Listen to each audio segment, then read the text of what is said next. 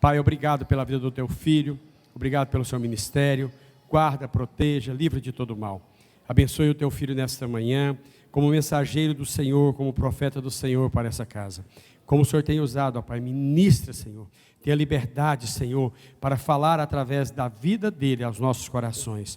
Nós colocamos a vida dele e te pedimos, fala conosco, ó Pai, em nome de Jesus. Amém. Graças a Deus, né? Hoje nós vamos estar vendo não está participando de mais uma aula sobre um tema muito importante da vida cristã, que fala sobre, o tema é sobre justificados por Cristo. Mas a gente precisa entender um pouco sobre justificação. O que é justificação? Primeira coisa que nós temos que entender é que a justiça é um dos atributos da parte de Deus. Então, Deus, Ele é justo em tudo que Ele faz, Ele tem a justiça. Às vezes nós olhamos para determinadas coisas que está acontecendo no mundo e nós pensamos, mas por que Deus não age? Por que Deus parece que vira as costas e não acaba? Por que Deus não acabou com Hitler de uma vez, deixou matar 6 milhões de pessoas, de judeus? Por que Deus não acaba com tanta praga, não acaba com tanta injustiça? Quando a gente vai pensar mais perto, como Deus é justo, se Ele acabasse com isso tudo, para acabar com isso tudo, não sobraria ninguém para contar a história, nada. Ele teria que acabar com todos nós, porque nós não somos em nada, nós não somos justos, nós não somos nada. Nós pensamos que às vezes nós temos alguns atos de justiça e às vezes nós nos tomamos posse disso como se nós fôssemos muito bons, mas na realidade nós não somos. Então eu queria falar nesta manhã um pouco sobre o que é justificação, que nós fomos justificados por Cristo. Por que isso? Porque cada um de nós éramos pecadores que estávamos longe de Deus. Nós estávamos separados, então, pela justiça de Deus, nós estávamos longe, desgarrados, afastados de Deus. Mas Deus, Ele não... Eu coloquei deixa eu ver se funciona. Mas vamos dar uma olhada aqui. Para nós falarmos sobre salvação, quantas vezes nós ouvimos sobre salvação e às vezes nós não sabemos e perguntamos por quê, para quê, de onde vem, para quê que serve salvação. Você vai pregar no hospital, por exemplo, você precisa aceitar Jesus como seu salvador. O camarada pergunta assim, peraí, mas salvar de quê? Para que eu preciso ser salvo? E às vezes você não tem argumentos o bastante para conversar com alguém, para falar sobre alguém, sobre o porquê que nós precisamos de um Salvador na nossa vida. A Bíblia diz que nós estávamos afastados de Deus, nós éramos irreconciliáveis com Deus. Então, o que aconteceu? Deus não precisava fazer isso, mas a graça dele, ou o favor imerecido de Deus, Ele nos alcançou. O que Ele fez através dessa graça? Ele nos proporcionou alguma destas coisas aqui, porque a salvação não é assim, a pessoa levantou a mão aqui, e de uma hora para outra ele já está lá no céu. Não, está tudo bem, teoricamente sim, mas nós temos todo um caminhar até você chegar diante do Pai. Lá você precisa passar por algumas coisas, entender algumas coisas. E algum desses processos que nós temos que entender é que daquele lado ali, eu coloquei como a graça. O que a graça abriu para nós? Qual foi a provisão que a graça nos deu? Primeira coisa, nós tínhamos culpa. Nós tínhamos a culpa lá no cartório. No cartório de Deus, Ele olhava para a humanidade, olhava para nós, todos nós éramos culpados. Então, o que a graça de Deus começa para nós alcançarmos a salvação? Ele abre o caminho para nós. Primeira coisa, Ele faz uma substituição. Nós éramos culpados, merecíamos a morte, a morte eterna. Salvar, eu comecei a falar e não concluí, mas salvar de quê? Nós precisamos de ser salvos, por quê? Porque o homem, desde o dia em que nasce, ele não precisa fazer coisa alguma. A natureza dele já é pecaminosa. Se ele nascer hoje, não fizer ser uma pessoa boa, ser uma pessoa de uma índole boa, ser alguém certinho, paga em dia, não fala mal de ninguém, não faz isso, tal, dá banho em leproso, lê 30 livros durante o ano, tá, tudo bem, mas se ele não fizer nada diferente, ele morreu, ele não vai para o céu. Por que ele não vai para o céu? Porque para você ir para o céu, você tem que fazer alguma coisa.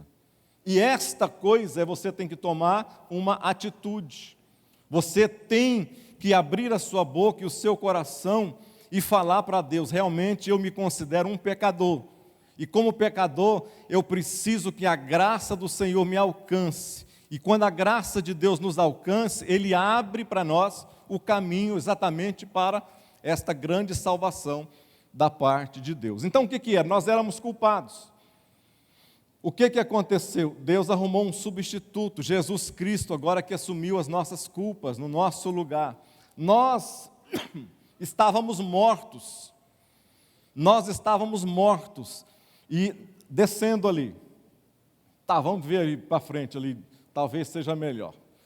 Nós tínhamos culpa, Deus substituiu. Qual foi a aplicação disso na nossa vida? Deus nos fez o que? Justos, que é exatamente a aula de hoje. Nós tínhamos culpa e Deus nos tornou justos através de Jesus. Ele nos justificou, nos dando o seu perdão.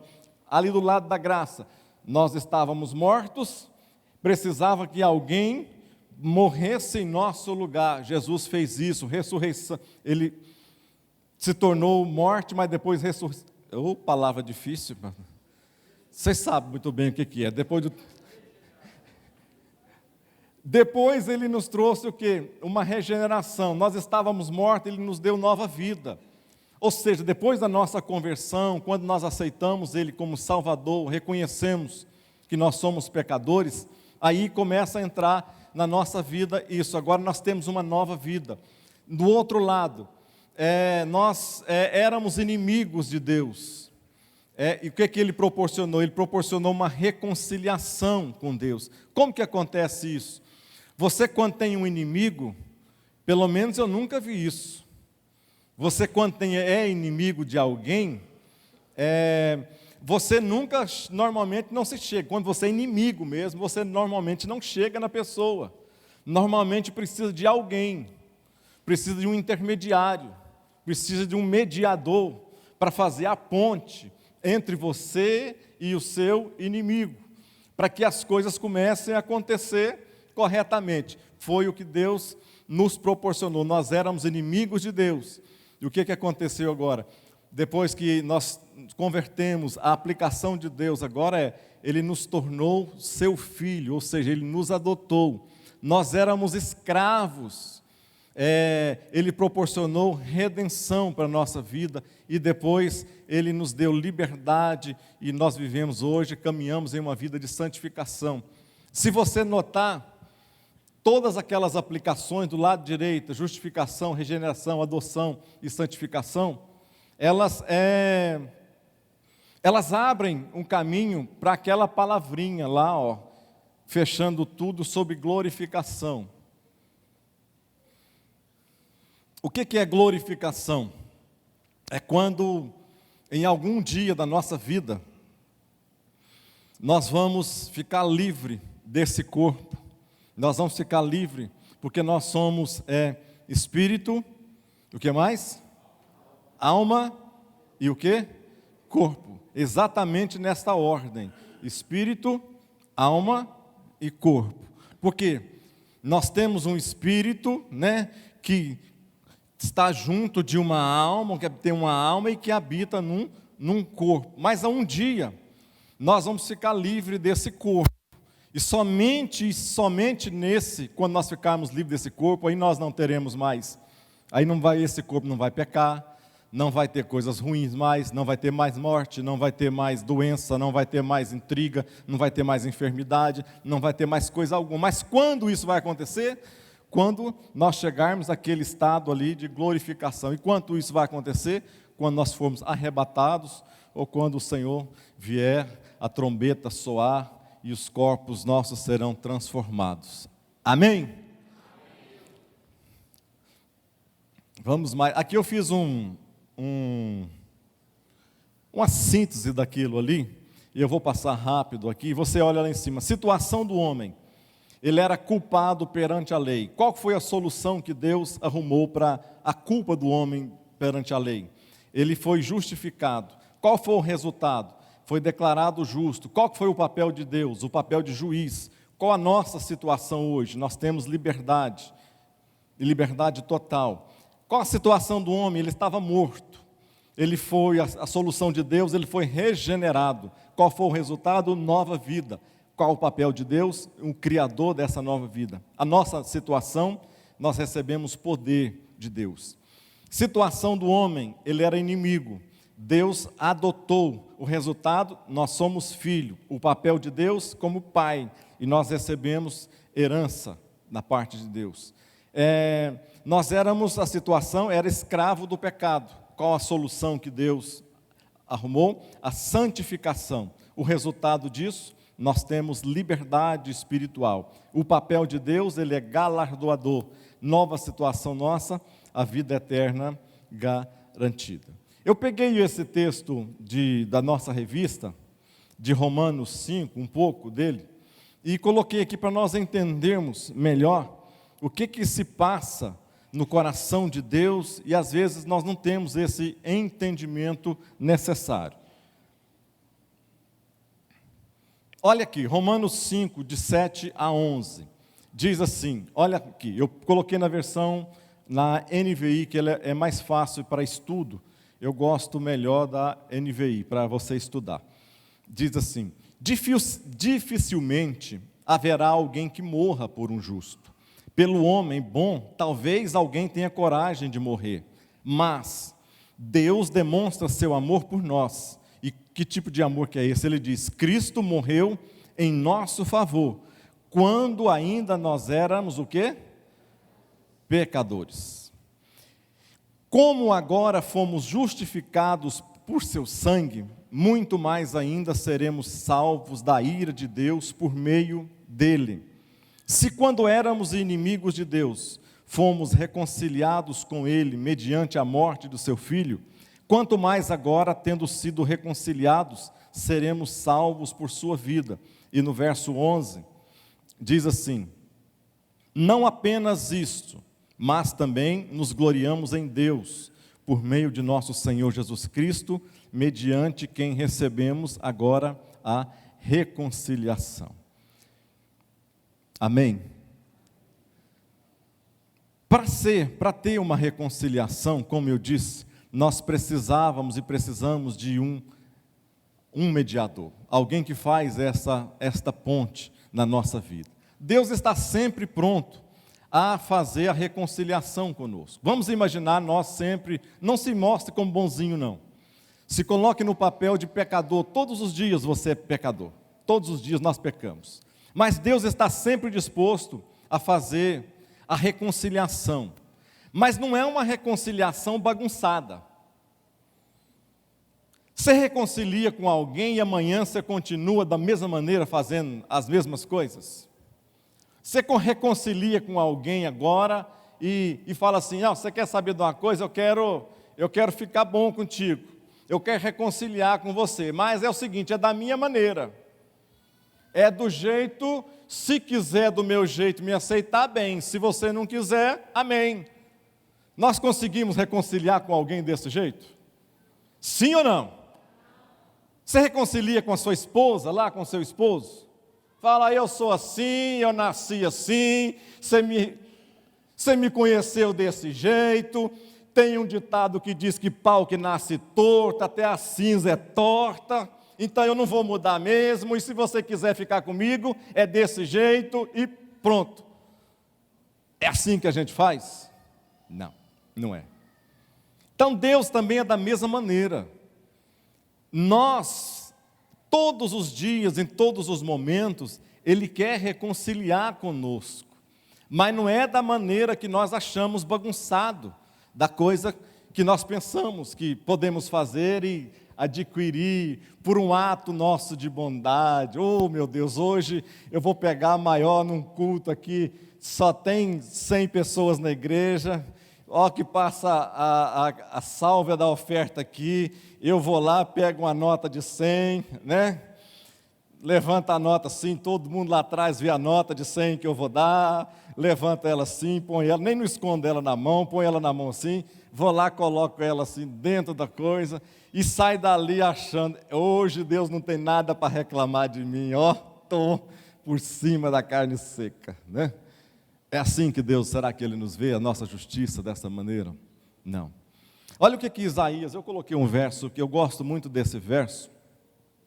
O que Isaías escreveu lá no século 8 antes de Cristo, ele chamando o povo de Judá ao arrependimento. Ele escreve assim, em Isaías 55, no versos 6 e 7, ele escreve assim: buscai o Senhor, o quê? Enquanto se pode achar. Buscai o Senhor enquanto se pode achar. Eu preguei esses dias para trás aqui, eu fiz referência a essa parte de um versículo aqui. Por que isso? Porque nós devemos buscar enquanto nós temos força, enquanto nós temos vontade, enquanto o Espírito Santo está se movendo no nosso interior e nós estamos ouvindo a voz de Deus ainda. O nosso coração não está tão empedernido o bastante que ainda nós podemos ouvir a voz de Deus. Ele diz assim: buscai o Senhor enquanto se pode achar, invocai-o enquanto está perto. Ele pode estar longe algum dia? Ele não, mas nós podemos, né, estar longe de Deus. E ele complementa dizendo assim: deixe o perverso, para nós fazermos a aliança, nós buscamos a Deus, invocamos a Deus, mas tem algumas coisas que nós devemos fazer nesse trajeto.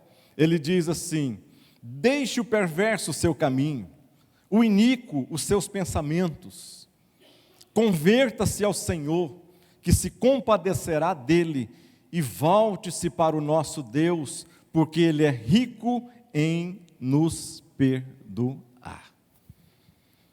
Ou seja, existem alguns passos necessários para que esta graça de Deus nos alcance na totalidade.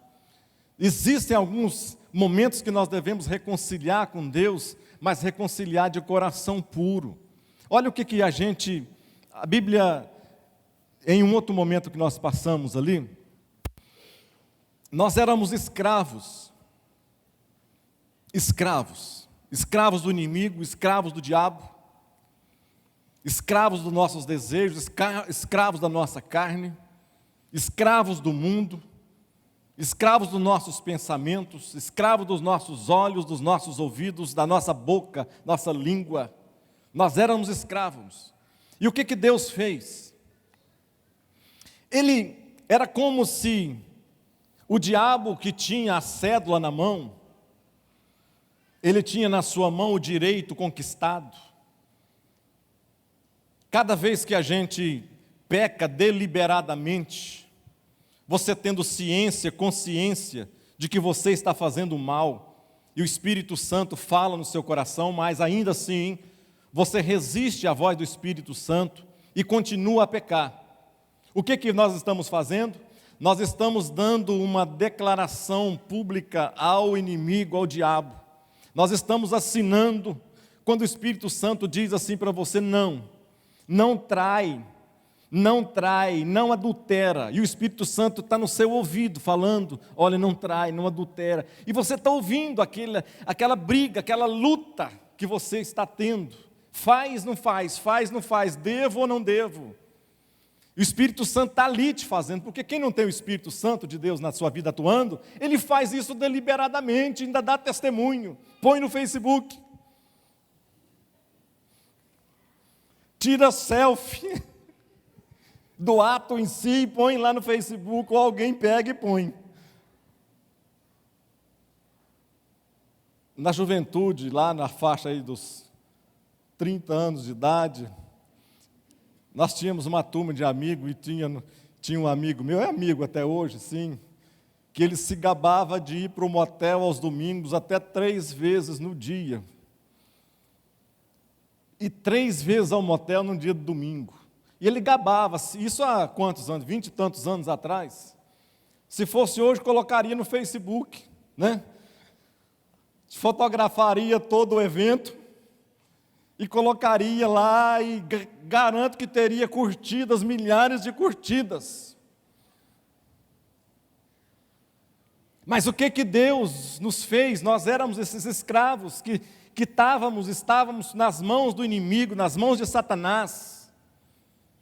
E ele nos vendia para um, para outro, e nós éramos colocados assim numa fila. Imagina numa fila alguém vendendo escravo, como se fosse num lugar desse, e aí os compradores e aqui os escravos. Quem ia comprar escravo, olha o dente, olha se está gordinho, se está cheinho, se é forte, se era bonito, se era bom de serviço. Isso eram os compradores de escravos, Satanás vendendo. Mas Jesus fez diferente. Ele não foi e não pegou os melhores, mas ele foi nesse mesmo mercado e pegou a mim, pegou a você, os piores que existiam nesse mercado, e falou assim: olha, me dá para cá, porque esses eu quero, porque eu posso transformar a vida de cada um deles. É isso que Jesus fez por nós. Eu não vou frisar muito aqui, vamos passar para frente, senão a gente não sai da introdução, como disse a Marisete. Deus e as nossas escolhas.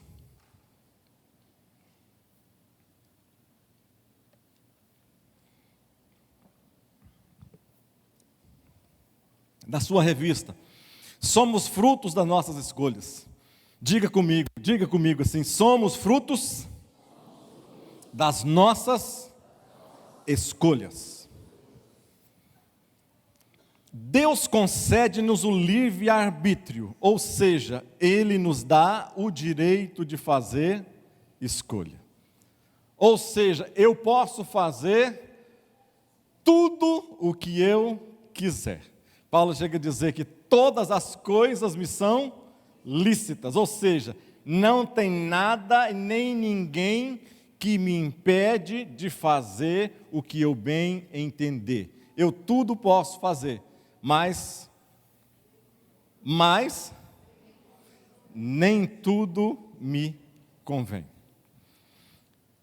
Continuando aqui, se Ele nos dá os direitos de fazer escolhas, no entanto, olha só que interessante isto aqui, Ele não nos oferece a possibilidade de decidir. Eu posso decidir fazer certo ou errado, mas Deus não nos oferece a possibilidade de decidir a respeito das consequências de nossos atos. Portanto, cabe a nós optar pelo que é correto. Eu coloquei um pensamentozinho assim, aqui do lado, dizendo assim: você é livre para fazer suas escolhas, mas é prisioneiro das suas consequências. Deus nos perdoou a nossa vida? Sim ou não? Deixe-me te dar exemplo prático. Deus me perdoou dos meus pecados, me perdoou todos. Ele não perdoou 1, 2, 3, 4, 100, não. Ele perdoou todos os meus pecados. Mas, por exemplo, as consequências, Ele não vai interferir muito, não. Até hoje, por exemplo, há quantos anos? 24 anos atrás, vai fazer 25 anos em maio, agora que eu sou crente convertido em Cristo Jesus. Há 24 anos atrás eu aceitei a Jesus, mas até hoje eu tenho problema de estômago. Até hoje eu tomo remédio todos os dias para estômago e não dá certo ainda às vezes. Pensa num cara que já orou. Pensa em joelho dobrado, chorando lágrimas diante de Deus e falando: Deus, eu sou tão bom, Senhor. O Senhor não sabe que o Senhor está perdendo, deixando de me curar. Com muita humildade diante de Deus, é claro. O Senhor não sabe o cara bom que o Senhor está deixando de dar testemunho, Senhor. Por quê? Ele me perdoou os meus pecados, mas a consequência dos destilados da vida antiga, Ele não me arrumou. Está aqui. Vou no médico direto. Vão no médico, fala, tem que operar, tem que fazer isso, vai ficar ruim, não garanto não, pode melhorar, nem pode voltar de novo, do mesmo jeito. Eu falo, obrigado. Deus perdoa fraquezas, Deus perdoa adultério. Deus perdoa adultério? Perdoa. Eu sei que se porventura acontecesse uma tragédia, uma desgraça, poderia perdoar, caísse em pecado, se eu caísse em pecado, por exemplo, adulterasse, a minha esposa iria me perdoar? Eu tenho convicção e certeza que sim, ela iria me perdoar. Mas eu tenho certeza que também, talvez nunca mais, eu teria a mesma comunhão que eu tenho com ela, com os meus filhos, com a minha família, com a minha igreja, com os obreiros, com todas as pessoas. Caio Fábio uma vez caiu em adultério, vocês sabem. E na época ele estava com o coração contrito ainda, quebrantado ainda. Eu tenho uma carta dele que ele escreveu para toda a comunidade evangélica e os pastores. Uma carta a ele dizendo, falando do seu pecado, pedindo perdão e dizendo assim, eu tenho convicção de que Deus me perdoou, já me perdoou. Eu tenho certeza de que Deus já me perdoou de todos esses pecados que eu cometi contra Ele, mas eu tenho certeza também de uma coisa, de que eu nunca mais serei o mesmo na minha família, nunca mais serei o mesmo pastor que eu fui, nunca mais serei o mesmo diante de Deus. Nós podemos fazer todas as coisas, sim ou não? Podemos. Mas antes de você fazer qualquer coisa, lembre-se de uma coisa. Lembre-se disso. Você é livre para fazer as suas escolhas, mas é prisioneiro das suas consequências. Vamos mais para frente.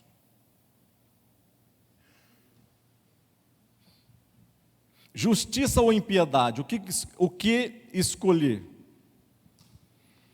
Muitas pessoas, desconsiderando o princípio bíblico da semeadura e da colheita, que está lá em Gálatas 6, 7,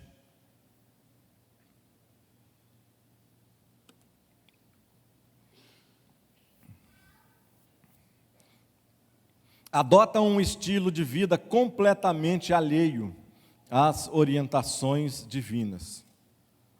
Aqui não dá para ver direito, ali não dá para ver direito, mas dá para você notar que essa figurinha que eu achei, e eu queria aqui mostrar, alguém está lá, você vai colher só o que plantar.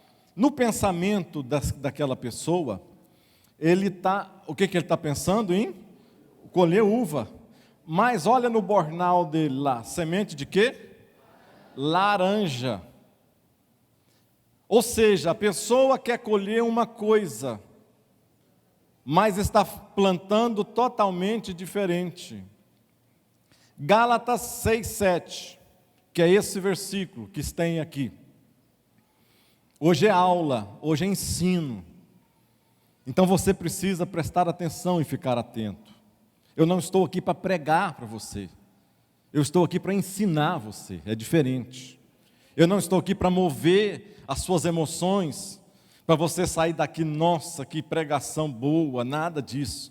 O intuito da mensagem do dia e de todos os momentos é nós sairmos daqui, Deus, eu preciso de mudar a minha vida, eu preciso de melhorar. É esse o intuito da mensagem. Gálatas 6, 7 diz assim, olha, não erreis. 2 pontos. Deus não se deixa escarnecer. Tudo o que o homem semear, isso também ele vai colher. Ele colherá.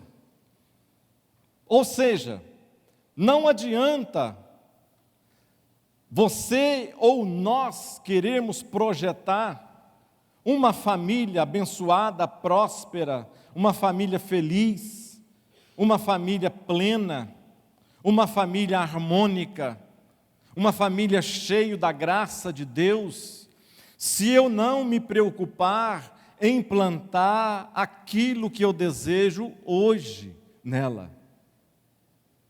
Não adianta você pensar em colher coisas boas daqui a 10 anos, se você está fazendo hoje coisas tremendamente erradas.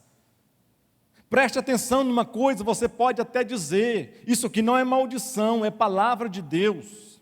Você pode dizer, pastor, mas ninguém está vendo. Ninguém, a minha família, então meus filhos não estão vendo, então não estou plantando na vida deles. Minha esposa não está vendo, meu esposo não está vendo, então estou plantando sem ninguém ver.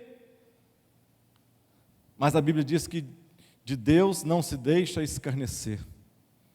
Tudo o que o homem plantar, isso também ele vai semear. Sabe qual foi a coisa mais assustadora do pensamento que Davi teve no seu pecado? Foi de ficar longe da presença de Deus, sentir novamente o gozo da presença de Deus. A coisa que mais passava na cabeça de Davi, que desgraça que aconteceu na minha vida, será o que vai acontecer daqui para frente na minha vida? Será que eu vou ter comunhão de novo com Deus? Ele não estava pensando nos soldados, no trono, no reino, não estava pensando nas coisas grandes que Deus tinha dado para ele, não estava pensando na quantidade de mulheres, de filhos que ele tinha, não. O que Davi, e eu coloquei um versículo aqui para me lembrar, que diz assim, olha, Salmo 51, verso 11 e 12, e ele disse assim, olha, não me expulses, Deus, da tua presença, nem tires de mim o teu Santo Espírito, devolve-me a alegria da tua salvação e sustenta-me com o espírito pronto a obedecer. Era esse o medo que Davi tinha. E é o mesmo medo que nós devemos ter hoje. Não é preocupar se o que nós fizermos vai perder cargo, vai perder coisa, vai perder trem dentro da igreja, vai perder as pessoas dentro da igreja vão olhar para você, te apontar e te acusar. Não, não é nada disso. Isso é bom, é importante, mas o mais importante é você perder a comunhão com o Espírito Santo de Deus. Sabe por que as nossas igrejas, a grande maioria delas, está cheio de pessoas frias, pessoas que não têm um sentimento por Deus? É porque pessoas não se reconciliam com Deus novamente de coração quebrantado na presença de Deus. É pessoas que se acostumaram com a vida religiosa, mas pessoas que não se quebrantam a ponto de dizer para Deus, Deus, eu quero nunca mais, Senhor, fazer estas coisas. Deus, a partir de hoje, eu quero ter uma nova vida, porque o Senhor deu um sangue do Senhor lá na cruz do Calvário, para que hoje eu pudesse não continuar na minha vida de pecado, mas que eu pudesse ter vida e vida com abundância. O jovem aconselhando com o pastor, pergunta ao pastor, um garotão, aconselhando lá com o pastor, e ele começa a perguntar, pastor, eu posso pecar? Pastor, pode, claro que você pode. Ele deu uma animada. Pastor, eu gosto de balada, eu posso ir nas baladas e tomar lá uns pilequezinhos? Claro, rapaz, pode sim, tranquilo. Pastor, e lá a gente sai, tem muita menina, você sabe como é que é isso? De lá, se eu pegar uma dessas meninas, eu posso levar ela para o motel comigo? O pastor olhou no olho dele e falou assim, pode, claro que você pode. Ele ficou achando esquisito aquele negócio e perguntou assim para o pastor: pastor, uai, pastor, não estou entendendo então o senhor não. Se eu posso fazer tudo isso aqui que o senhor está falando, uai, o que é que eu não posso fazer então? O pastor falou assim para ele: você pode fazer tudo isso que você está fazendo, você só não vai poder entrar no céu fazendo essas mesmas coisas que você está fazendo.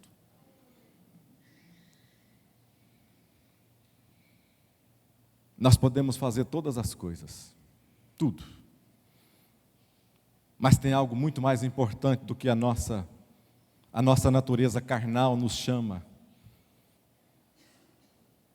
A minha natureza carnal me chama, a sua natureza carnal te chama. Há algo muito mais glorioso a nos esperar do que os momentos de prazer nesse mundo.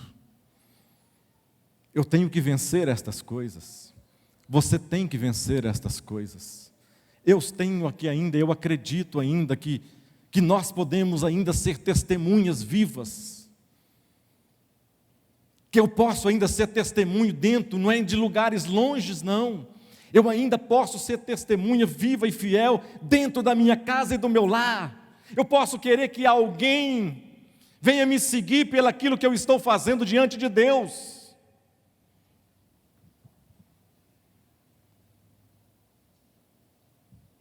Quantos estão me entendendo? Diga amém. Amém. Mais para frente. Justiça ou impiedade, o que escolher?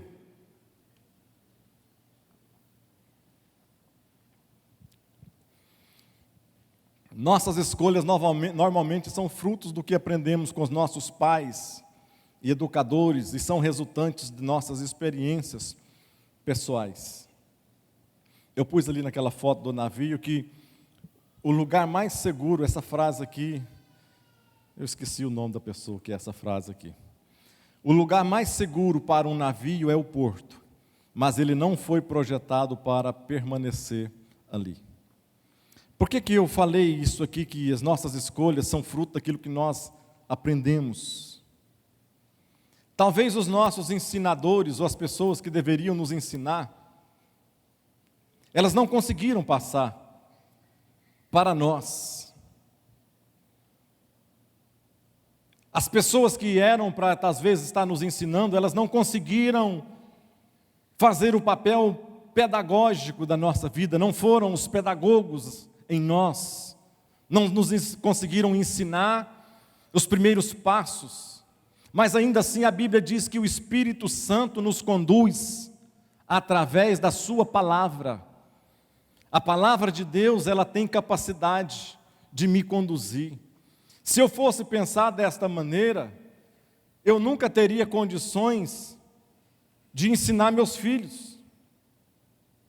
Se eu fosse pensar que, bom, eu venho de coisas, maldição, meu avô era assim, meu bisavô foi assim, meu avô foi assim, meu pai foi assim, então eu sou desse jeito, meus filhos então vão ser desse jeito também.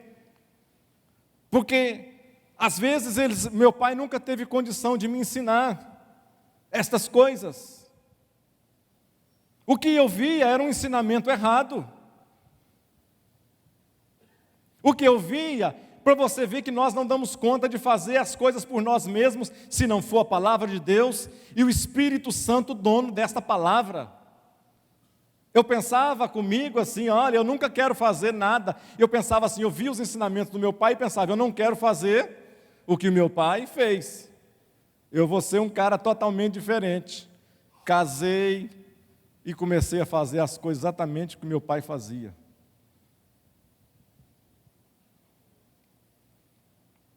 Mas aí eu conheci a palavra de Deus.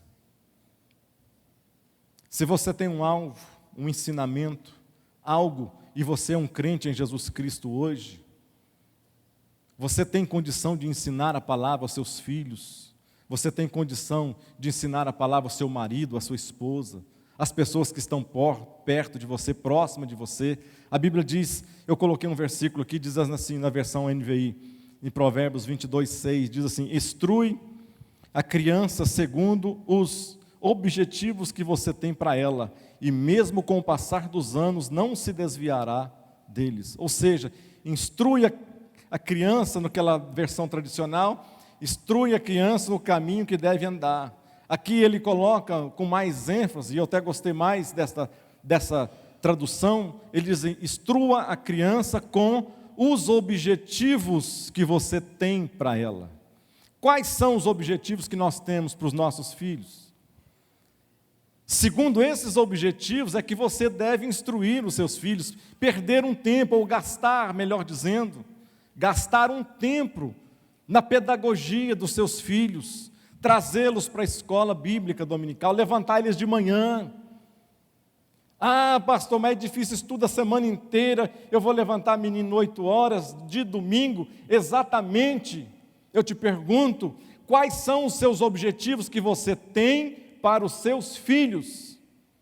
Se você tem o objetivo deles serem homens, mulheres de Deus, então faça isso hoje, porque amanhã eles não vão se desviar desse caminho. Eu não tenho mais direito, não tenho mais poder sobre a vida dos meus filhos hoje. Está com 30 anos, 28 anos de idade, 31. Mas eu não tenho que falar: você não vai fazer isso, não. Não. Eles não precisam mais de eu falar para eles: vocês não vão fazer isso, não, porque eles aprenderam o caminho que se deve andar.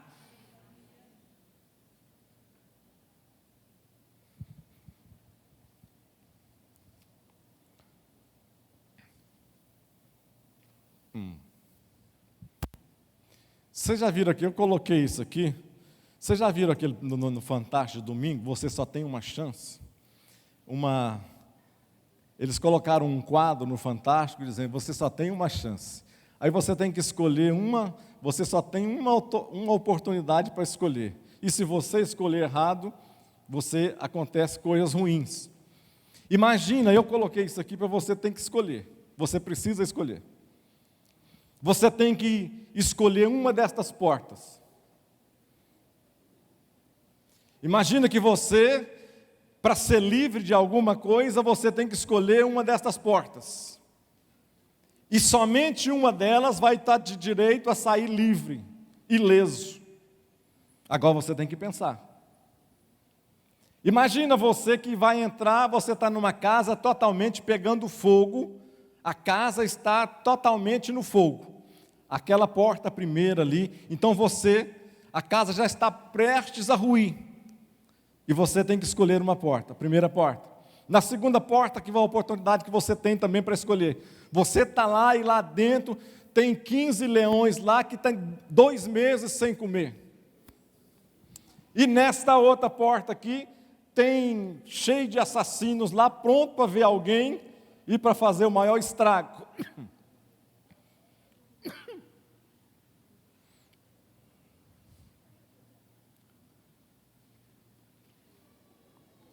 Qual porta você escolhe? A1, A2 ou A3? Você só tem uma escolha. Quantos aqui escolheriam a porta de número 1? Levanta a mão. Quantos aqui escolheriam a porta de número 2? Levanta a mão. Quantos aqui escolheriam a porta de número 3? Levanta a mão.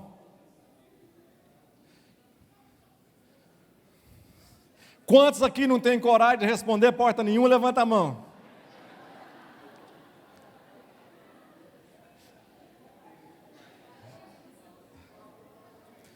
Você tem que escolher uma porta, uma. A qual você escolheria? Você lembra do que eu falei? A primeira porta, uma casa quase prestes a ruir. Se entrar nela, vai cair. Na segunda porta tem lá 15 leões, 2 meses sem comer. E na terceira tem cheio de assassinos. Qual a porta você escolheria? Eu dei a dica agora para você de novo. A1, morreria. A2, salvaria. Vocês lembram do que eu falei? Olha o que a gente pensa, o que a gente não pensa para fazer a escolha. Eu falei que na porta de número 2 tinha 15 leões que estavam há 2 meses sem comer. 2 leões há 2 meses sem comer, o que aconteceu? Morreu, tudo morto. Então, se você escolhesse essa porta, foi uma boa escolha quem fez isso, né? Só para descontrair um pouco. Quem pode ser considerado justo? Quem pode ser considerado justo, hein? O 2.1 diz assim: a opção pela justiça. O justo não é um ser santo e perfeito, imune ao pecado. Por mais que pensemos que somos santos, sinceros, verdadeiros, honestos, tudo isto vem de quem? De Deus. Ali eu coloquei um homem ali justo, olha lá, que maravilha. A foto, uma mãozinha dando a um mendigo e a outra mãozinha, vou mostrar para todo mundo. Hoje é fácil, né, de aparecer. Vou mostrar para todo mundo.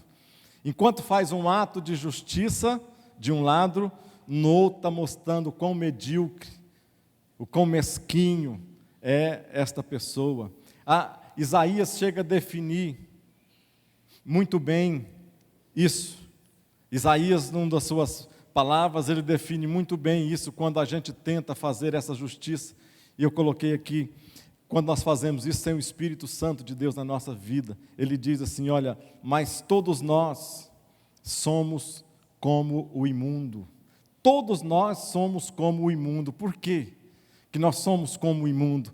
Porque nós não merecíamos, não podíamos chegar perto. O imundo não podia chegar perto de pessoas. Então nós éramos como o imundo. Não podíamos de maneira alguma chegar perto de Deus. Isaías define muito bem isso aqui. Ele complementa dizendo assim, olha, e todas as nossas justiças são como trapos de imundícia. Ou seja, tudo que a gente pensa que está fazendo de nós mesmos é como trapos de imundícia. O trapo de imundícia, esses dias alguém já tinha falado aqui, mas você que não teve aqui, ou não sabe, mas no Antigo Testamento, na época do veterotestamentário, não existia as mulheres quando ficavam menstruadas, não existia mods, não existia estas coisas, não existia, né, para fazer a higiene pessoal, para melhorar a higiene pessoal. Então o que as mulheres faziam?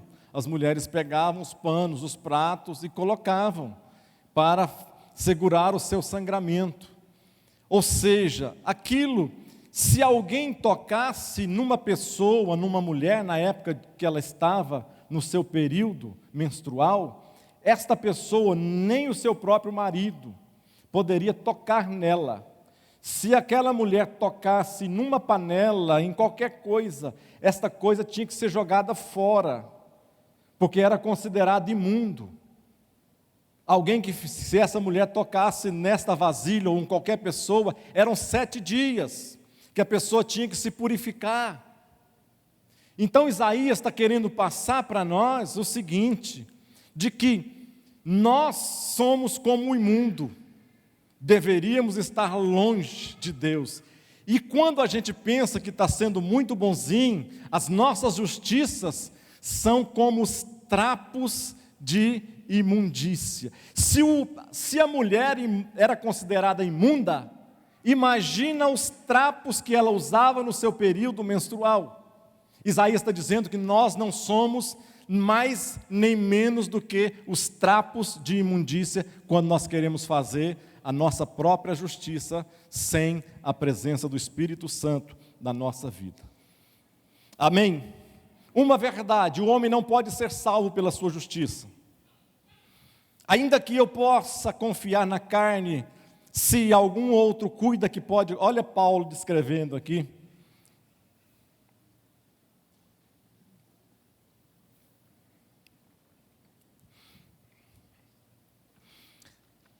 Se algum outro cuida que pode confiar na carne, ainda mais eu.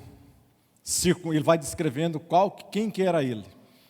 Circuncidado ao 8º dia, da linhagem de Israel, da tribo de Benjamim, hebreu de hebreus, segundo a lei, fui fariseu, segundo o zelo, perseguidor da igreja, segundo a justiça que há na lei, irrepreensível. Mas o que era para mim ganho, reputei-o perda por Cristo. E ele conclui: e na verdade tenho também por perda todas estas coisas, pela excelência do conhecimento de Cristo Jesus, meu Senhor, pelo qual sofri a perda de todas estas coisas, e as considero como escória, para que possa ganhar a Cristo. Ele diz, em outras versões, ele diz, e as considero como esterco, as considero como estrume, cocô de cavalo, cocô de gado, ou seja, tudo aquilo que, se fosse hoje, talvez nós poderíamos, ele está falando aqui, não, eu tenho uma linhagem, sou filho de pastor, sou pastor fulano de tal, sou engenheiro, sou médico, sou fulano de tal, tenho ficha em Harvard, tenho mais não sei o quê, todas essas coisas, sou feito justiça em tudo, irrepreensível, faço todas as coisas. E ele diz assim, mas eu considero tudo isso como se fosse a minha justiça, eu considero isso como esterco, ou seja, não vale nada para que eu possa alcançar e ganhar a Cristo. Quantos estão entendendo? Diga amém. As características de um justo, do justo. Olha ali, daquele lado,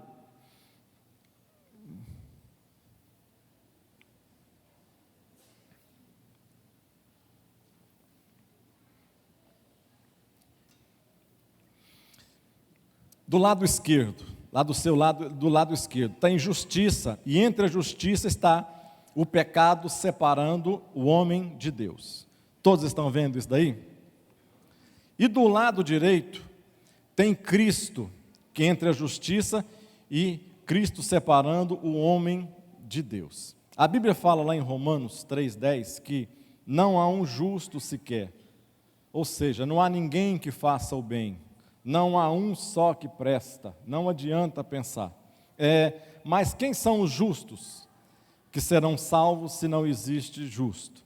Então Paulo esclarece, porque todos pecaram e destituídos estão da glória de Deus. Diga, todos pecaram e destituídos estão da glória de Deus. O meu negócio aqui não dá. Vamos lá, 1, 2 e... Engoliu.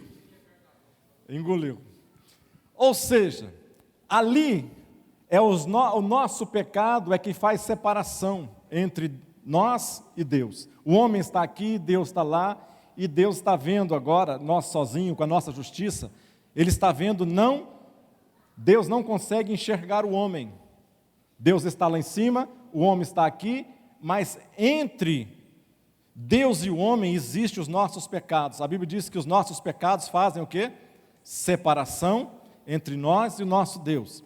Mas do lado de cá, agora, Deus continua lá, o homem continua aqui, mas Cristo arrancou do meio ali a carga, aquela separação, e agora não está bloqueado mais. Está vendo que tem uns tracinhos? Então Cristo agora é que quando Deus olha para mim, Ele já não está olhando mais e vendo o meu pecado, mas quando Ele olha para mim, homem, Ele vê Cristo, ou seja, a justiça de Cristo agora está entre eu e Deus. Quantos estão me entendendo? A Constituição brasileira, preste atenção nisso, nós estamos falando sobre justiça. Pela Constituição brasileira, existem duas maneiras de um preso sair antes do tempo. Alguns advogados que aqui têm sabem falar melhor que eu sobre isso. Mas existem duas maneiras de um preso ser livre antes do seu tempo. A primeira coisa, segundo a Constituição de 1988, a primeira coisa chama-se graça presidencial. O que é a graça presidencial? Alguém, somente a presidente da República hoje pode fazer isso.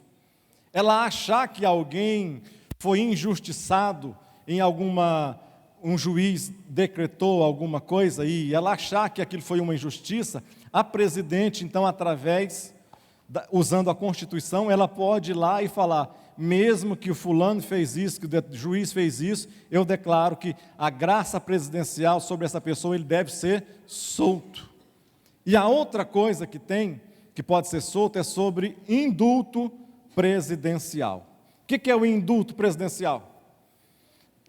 É aqueles indultos que a gente está acostumado a ver, numa época desses indultos aí, tem Natal, e pode ter em várias épocas, mas a presidente assina os indultos, normalmente no Natal. Agora ela está fazendo isso no Natal.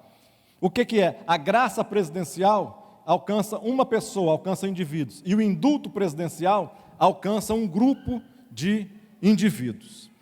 Quando soltaram os presos, lá eu lembro, quando eu tive meu primeiro carro novo, zero, pastor Roberto, um Fuscão daquele top, se fosse hoje, daria inveja a muita gente, sabe? Um Fuscão top. E na época, não lembro nem quem que era o presidente, soltou os presos no Natal. E os presos, eu acho que acharam que, bom, soltar tudo bem, mas andar a pé é muito também, né? Aí acharam o meu carro, o meu Fusca. Acharam o meu carro e levaram o meu Fusca, tomaram o meu Fusca, roubaram o meu Fusca. Eu só saí na porta da namorada lá, com toca-fita na mão, TKR, novinho. Falei, gente, era um corredor grande assim, parece que eu pus o Fusca aqui nesse corredor. Que deu o Fusca. Roubaram o Fusca por causa de um indulto desse, um indulto presidencial de Natal. O que acontece isso aqui? A presidente da República, Tito, só lembrando, algumas pessoas estavam até com medo que ela pudesse fazer a graça presidencial para algum dos seus companheiros, Genuíno, Zé Dirceu. Ela pode fazer isso. Se ela quiser, ela pode fazer isso, mas ela não tem coragem, porque se fizer isso, todo o país está sabendo o que vai. Mas ela, a presidente hoje, ela pode libertar um preso, mas ela não pode justificar um preso. Vocês estão me entendendo? A pessoa sai de lá, um preso, um bandido, um assassino, não, um assassino não pode porque não pode ser crime hediondo. O cara sai de lá, ele sai livre, mas ela não pode torná-lo justo. O que Jesus fez conosco é completamente diferente. Ela nos libertou da prisão, nos abriu a prisão para nós e falou, agora você vá porque você está livre. E sobre a sua vida, sobre os seus ombros, não tem mais nenhum mal, nenhum pecado te assolar. Os seus pecados foram lançados no mar do esquecimento e não me lembro mais de nenhum deles. Nos tornou justos, justificou. É por isso que as pessoas não olham para nós mais, nos acusando de coisas que nós fazíamos no passado. Não tem uma pessoa que chega em mim e fala hoje, rapaz, quem diria, hein? Tu ainda está fazendo aquelas coisinhas que tu fazia no passado? Não fala, por quê? Porque olha para o nosso rosto e vê que a justiça de Deus está estampada na nossa face. É isso que Deus faz conosco. E vamos partindo, encerrando. As consequências advindas dos atos de justiça. O justo florescerá como a palmeira. No Antigo Testamento, a palmeira levava cerca de 30 anos para frutificar. Porém, passado esse período, continuava produzindo por mais 200 anos. O que isto significa quando a Bíblia nos compara como os justos e como palmeira? Eu coloquei esta imagem aqui, uma palmeira lá no meio do deserto. Uma palmeira, você aproveita tudo dela. Todas as coisas que você está vendo, você aproveita, desde o fruto até o caule, as folhas, tudo ali você aproveita. A palmeira, ela floresce em todo o tempo. Durante o ano inteiro, ela está florescendo. Ela só não suporta frio, ou seja, como nós, os crentes, né? Não pode ser frio. Tem que ser cheio da unção de Deus, do poder de Deus, da graça de Deus, da unção de Deus. Reteté, sapatinho de fogo, profecia, cura, libertação e tudo mais. Isso nós não podemos deixar de ter. Então, quando ele está dizendo que nós somos como a palmeira, você pode cortar uma palmeira, mas ela não morre. Você pode cortar ela, mas ela não morre, porque as suas raízes estão profundas. Mesmo lá no deserto, ela vai até embaixo, até achar as águas. Outra coisa, quando você corta a casca de uma árvore, normalmente, se você despelar a palavra, existe essa palavra, despelar? Está soando tão feio, assim, esquisito, despelar. Se você arrancar totalmente a casca de uma árvore, descascar e fica mais bonito. Ô, minha tia, só podia ser minha tia aqui. Descascar toda uma árvore, ela vai morrer. Por quê? Porque ela retira, essas árvores comuns, é diferente dos frutos. Não estou falando do fruto, estou falando da própria árvore, da natureza da árvore. Porque ela retira toda a sua substância das cascas. A palmeira não, é diferente. Você pode arrancar toda a casca da palmeira, ela não vai morrer, porque ela tira a sua subsistência do seu interior, daquilo que ela busca lá na raiz. É diferente. Então, quando Deus nos compara como a palmeira, Ele está dizendo exatamente isso. Olha, nós não temos que ser casca, nós não temos que ser simplesmente mostrar coisas exteriores, porque o que nos dá vida vem de dentro, morada do Espírito Santo. Eu e você somos moradas espirituais do Espírito Santo de Deus. Amém. E terminando, ele diz que o justo crescerá como o cedro. Nos primeiros 3 anos de vida, as raízes crescem até 1,5 metro. O autor colocou, eu passei isso para cá. Ele diz assim, o autor: nos primeiros 3 anos de vida, as raízes crescem até 1,5 metro de profundidade, enquanto a planta tem somente cerca de 5 centímetros. Somente a partir do 4º ano é que a árvore começa a crescer. Olha que interessante, 3 anos de vida. 3 anos de vida, o cedro fazendo o quê? Se aprofundando as raízes. Enquanto a planta tem isso aqui, 5 centímetros. Ele está lá embaixo, as suas raízes com 3 metros, 4 metros, vai se aprofundando. E eu estava lendo alguma coisa a respeito disso, ele diz que o cedro gosta mais ainda quando ele encontra regiões lá embaixo de pedras, porque as suas raízes, então, as raízes abraçam naquelas pedras e cada vez mais ele fica fortalecido. O que isto fala para nós? Porque ele vai chegar num momento e que vai falar que o justo florescerá. O que isto fala para nós? Nos primeiros anos de vida, que nós não devemos nos preocupar em estar nos mostrando, que nós não devemos nos preocupar em estar criando uma aparência exterior, que nós não devemos preocupar em, eu fico muito preocupado principalmente na igreja. Eu tenho uma aqui para, por exemplo, ministrar aqui na aula, sempre a gente pensa em trazer pessoas que têm exatamente isso, raízes profundas, raízes que não é qualquer vento, porque o cedro, e quando dá um vento em outras árvores, furacões de 150 quilômetros por hora, por exemplo, outras árvores vão tombando, vão caindo. Mas quando chega no cedro, o cedro não tomba, ele balança para um lado, para o outro e não tomba, não cai, porque as suas raízes, ele cresce ao redor dele, do tamanho da copa, ele cresce também, se enraiza e se aprofunda, ou seja, não cai, não é facilmente.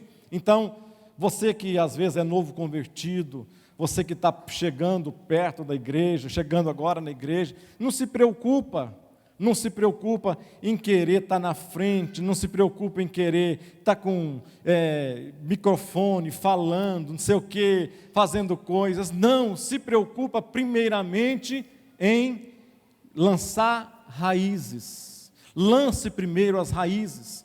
Vai ter o tempo, vai existir o tempo aonde você, dos 5 centímetros, você vai chegar, assim como o cedro, a 40 metros de altura. Aí ninguém mais é capaz de te derrubar, é capaz de nada fazer com que você venha perder a sua resistência, porque você está enraizado.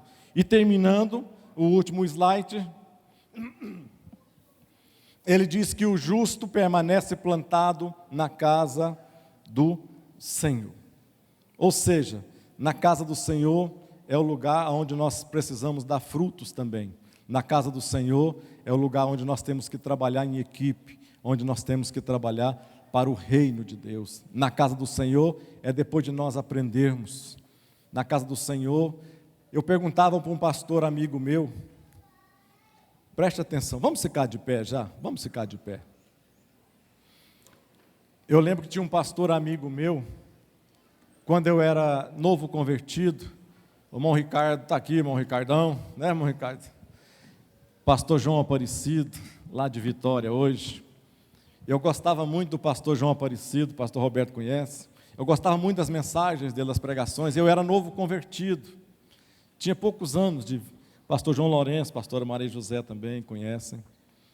Eu tinha poucos anos de crente, e eu via aquelas pregações dele. Eu falava, nosso Deus, um dia eu quero fazer isso, eu quero pregar dessa maneira. O que esse homem tem de tão tremendo que as pregações dele alcançam tanto o coração da gente assim? Eu pensava, e um dia depois eu fui fazendo amizade com ele, levava ele na casa dele, ele passou por alguns problemas familiares, aí eu levava ele na casa dele, nos cultos lá da igreja. Aí eu perguntei para ele, pastor João Aparecido, o que faz você ter uma mensagem tão tremenda, tão poderosa, assim como essa, por exemplo, de hoje, que ele falou, né, que eu falando para ele, ele falou, Vilela, tem mensagem dessa aqui para eu me pregar aqui durante 40 minutos aqui, que eu fico 15 dias, 20 dias, debruçado na palavra de Deus e orando a Deus, para que Deus venha me dar uma palavra com sabedoria e com autoridade. Isso marcou a minha vida, marcou o meu caminho. Se eu tiver que falar 10 minutos, se eu tiver que pregar 10 minutos, hoje eu fico no mínimo um dia para ministrar ou para preparar alguma coisa nova. Se eu fico para dar uma aula como essa, não importa o tanto que eu já sei, tanto que eu conheço, tanto que eu já sei, no mínimo 3 dias eu fico para preparar uma aula dessa, debruçado na palavra de Deus. Ou seja, não existe mágica para você crescer. Um dia você vai dar frutos, não se esqueça disso. Você foi feito para frutificar na casa de Deus. Mas antes de você frutificar, você precisa de raízes profundas na sua vida espiritual. Você tem que estar bem com você. Você tem que estar bem com o Espírito de Deus que habita em você. Você não pode ter mancha de pecado na sua vida. E você tem que ter uma plena comunhão com o Deus da graça, para te dar força na sua caminhada cristã. Então, se você quer dar frutos na casa de Deus, não se esqueça destas coisas. Continue lançando raízes. Um dia você vai começar a crescer e nunca mais você vai parar, nunca mais vai parar de dar fruto, porque é o próprio Deus é quem te sustenta e te dá força na caminhada cristã. Amém? Vamos orar então nesse instante, vamos agradecer ao Senhor por tudo que Ele tem feito na nossa vida, na nossa caminhada, no nosso dia a dia. Vamos orar. Amado Deus, nós te louvamos, ó Pai, nesta manhã, Senhor. Obrigado, ó Pai, porque o Senhor tem sido tão bom, o Senhor tem sido tão especial, o Senhor tem sido, ó Pai, diligente na nossa vida. Ó Pai, nós não sabemos como te agradecer por tudo que o Senhor tem realizado, ó Pai. Nós não queremos falar de nós mesmos, mas nós queremos, ó Pai, ouvir aquilo que o Senhor tem para falar conosco. E te agradecemos por tudo que o Senhor realizou aqui nesta manhã. O Senhor é tão maravilhoso, ó Pai, que nos permite estarmos aqui como igreja, aprendendo, Senhor, coisas básicas, coisas simples, mas coisas que nos engrandecem, coisas que nos abrem portas, coisas que nos abrem os olhos espirituais na nossa caminhada cristã, ó Pai. E queremos estar firmes assim, como a palmeira, como o cedro, porque nós precisamos e queremos dar frutos um dia na Tua casa, ó Pai. Nós te agradecemos nesta manhã pela Tua palavra, pelo Teu ensinamento nas nossas vidas, em nome de Jesus Cristo. Amém. Que Deus vos abençoe, no nome de Jesus.